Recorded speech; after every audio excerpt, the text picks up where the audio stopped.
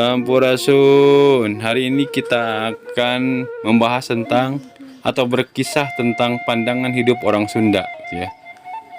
Maka akan berawal dari kosmologinya, di mana orang Sunda mengartikan hidup dan kehidupannya di dalam dunia ini, ya. Ada beberapa naskah kuno Sunda, antara lain Sang Hyang Sisa Kandang Karesian 15-18 Masehi, Swaka Dharma abad ke-17 Masehi, Naskah Ciburuy abad ke-17 Masehi, ya.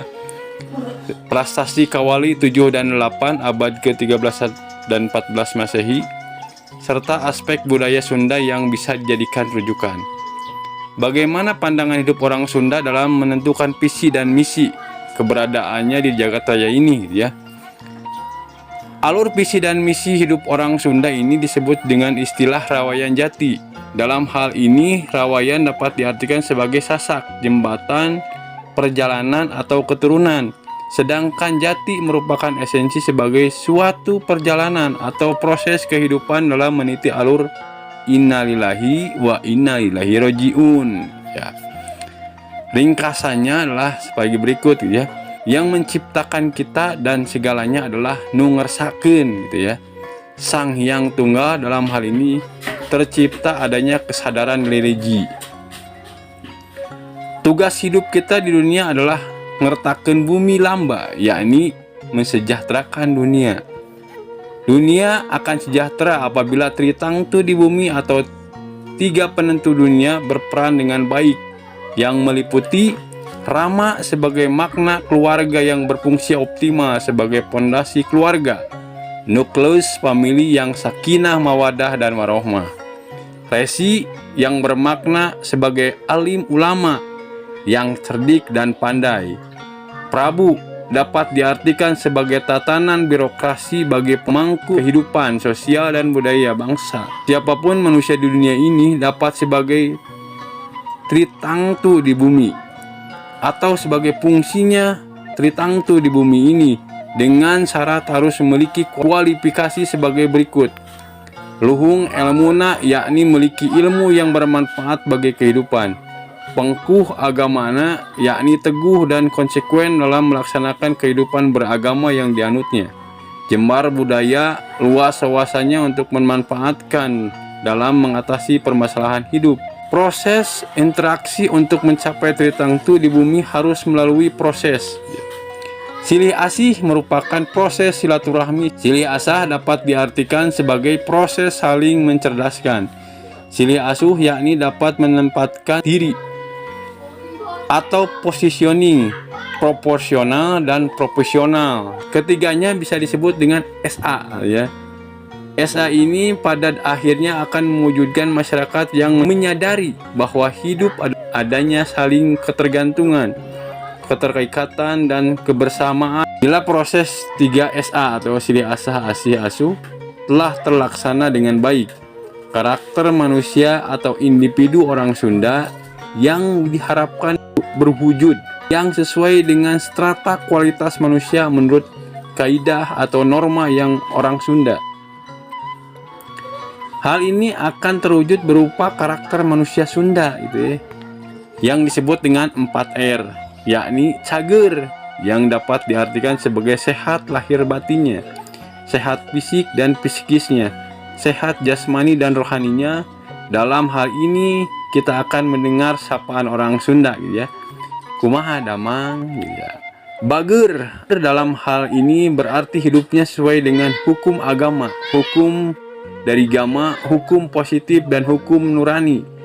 Menyalahi salah satu dari ketiga hukum tersebut akan dikatakan jelema henteu cager, gitu, ya. Benar dapat diartikan jelas serta benar. Benar dapat diartikan jelas serta benar visi dan misi hidupnya, yaitu manusia yang hidupnya cager dan bager. Terakhir adalah pinter. Pinter dalam hal ini berarti mampu mengatasi masalah hidup serta mampu mewujudkan visi dan misi hidupnya.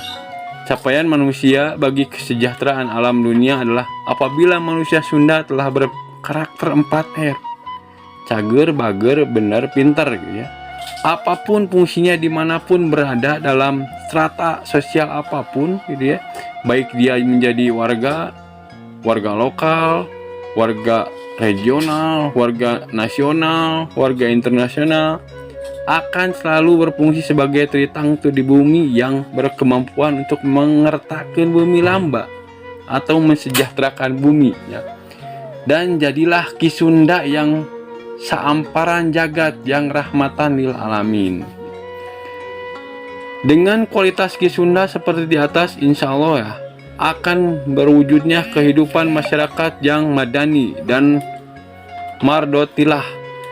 Alur pikir inilah yang disebut dengan rawayan jati, yaitu kesadaran manusia akan keberadaannya secara holistik.